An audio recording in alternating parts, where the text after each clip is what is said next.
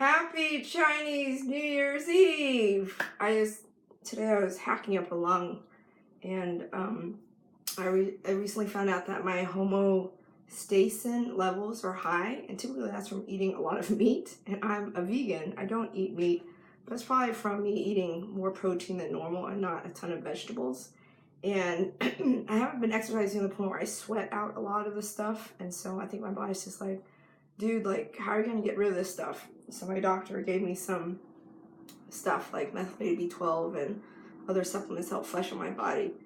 And it was funny because, so today I was sitting there, spitting and coughing a lot and stuff like that. I'm like, oh, what a great way to welcome into the new year. And then I come home, I'm like, you know what? How are you gonna welcome the new year? Are you going to like have a really messy house? Are you going to be like laying in bed, tired and resting, or are you gonna like do something different? So I started putting some stuff away, and I'm like, I'm gonna get on the treadmill. And my husband's like, you sound terrible. Why are you getting on the treadmill?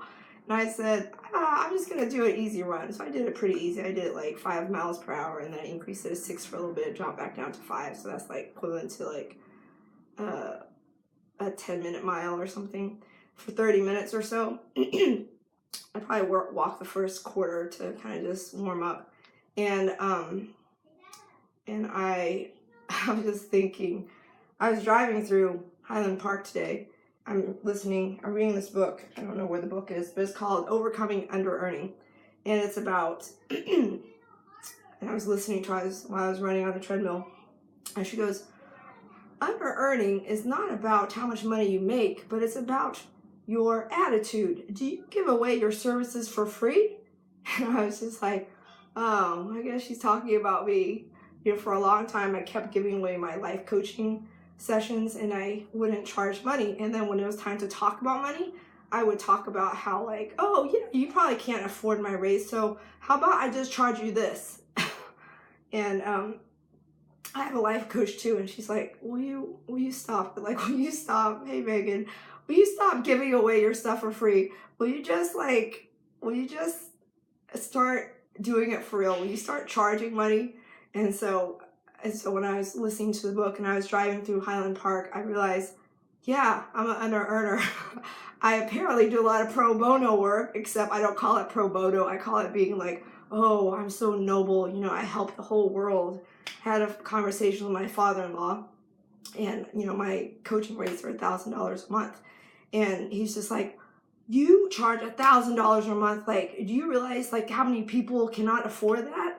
And I said, well, people can get a lot of help by just watching my daily videos, like that's free, and when it's like, I'm not going to be for everybody, everyone's not going to be for me, and I'm actually on the low end of like the costs of coaching.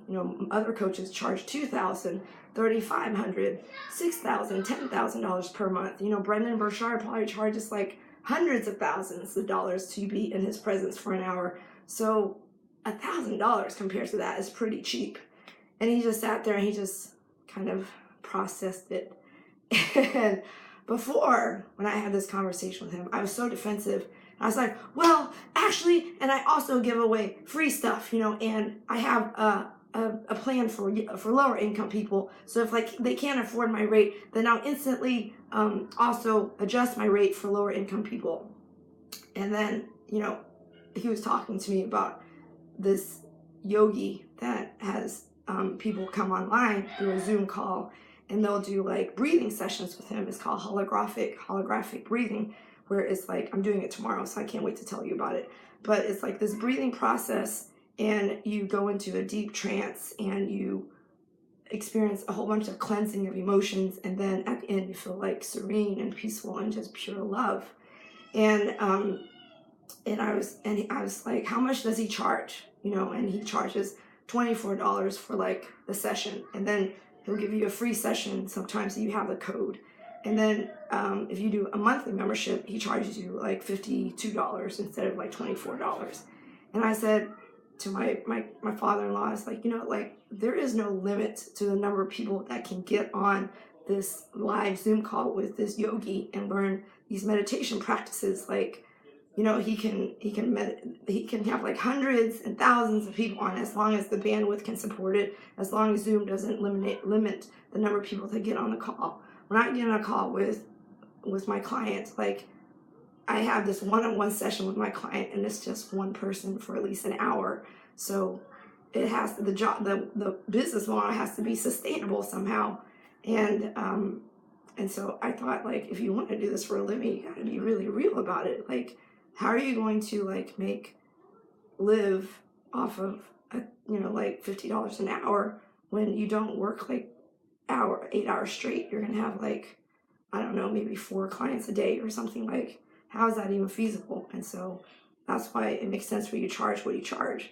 And it was funny to just be in that energy and be in that conversation and hear what he says without like jumping the gun and feeling guilty and bad about like, am I doing this right? Am I doing this wrong? Am I charging the wrong rates? Like, am I weird about money again? Like, what's my deal? And all this stuff. So I just brought that up to share with you. I was driving down Highland Park today on my way home, and there were some old houses, there were some new houses, there were some really nice houses, and there were some houses that had like the tin roofs that I absolutely love.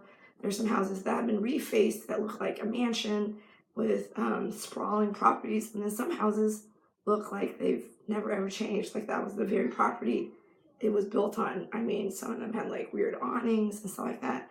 And it makes me think about wealth in general. Like, if I'm driving down this really well-to-do street and I'm having all these dialogue and conversations about like, oh yeah, I couldn't possibly live there, or gosh, like, this seems so extravagant, or what are these people like and stuff, then how could I be in that energy? How could I ever work closely with a person of a higher income bracket if I don't see it for what it is, which is, there's all sorts of people and all sorts of income. They have like I'm so sweaty because today is actually hot. It's like 8 degrees today, so today actually I am sweaty. And you think about, like, some of us think, oh, like, wealthy people are so snooty, or wealthy people don't have any problems, or wealthy people must be corrupt with power, or maybe they are entitled. But I know a lot of really nice wealthy people, and I know a lot of really nice poor people. So who's to say like that, wealthy or not, like, there's going to be a whole gamut of people. And until we like drop our inner bullshit about like, what does it mean to be wealthy? What does it mean to be poor? Is it more noble to be poor? Is it more noble to give away services? Is it more noble to be a pro bono versus a for-profit? Then how are you going to build your wealth, if you think that wealth is bad? And it's just some food to consider. But my question to you is, how are you welcoming in the new year? Are you running on the treadmill? Are you taking care of yourself? Are you cleaning up your house? Are you welcoming the lunar year with a whole bunch of celebration and happiness? Or are you just dragging your feet? You're like, oh, another day. Usually whenever it was like regular New Year, I would always sleep. I would never like welcome the year.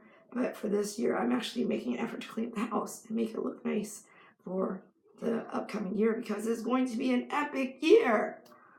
Epic year. So my challenge to you, are you setting some goals this year to make it an epic year? Are you bringing in the right attitude? Are you bringing the attitude of a resigned under-earner? Are you giving in? Are you not enthusiastic? And if you are, you have the power to shift it. You have the power to change it. You have the power. You are utterly, magnificently, infinitely powerful. If only you could see it. And I didn't know this until I hired a life coach. So if you are tired of living a resigned life, you are tired of fighting with your husband, you are tired of arguing with your kids, you're tired of doubting yourself and listening to the chatter and the inner shit, then it's time. It's time to have a life coach in your life to transfer your life in a deeply meaningful, powerful, deeply fulfilling way. You have the power. And it starts with having a life coach in your life. So reach out to me. Check out my YouTube channel. Check out my older videos. It's called Soul Elevated Life. And let's have lunch. Let's have coffee. Let's meet and interview for a few minutes. And then see if I'm for you, if you're for me. And then we'll go from there. But having a life coach is utterly powerful. And it's amazing. Hold on. Let me grab Ava. Hey, Ava. Hey, Ava. Ava. Hey. Oh. Ava. Where's your pants? Ava, can you say Happy New Year? Say Happy New Year. Happy New Year. Here you go. Hi. Hi. Sending you prosperity, great health, love, light, and tons of spiritual awakening. May your upcoming year be amazing, infinitely powerful, and filled with life coaching. Here's you living a soul elevated life, and we'll see you tomorrow. Sending you lots of love. Ava, bye.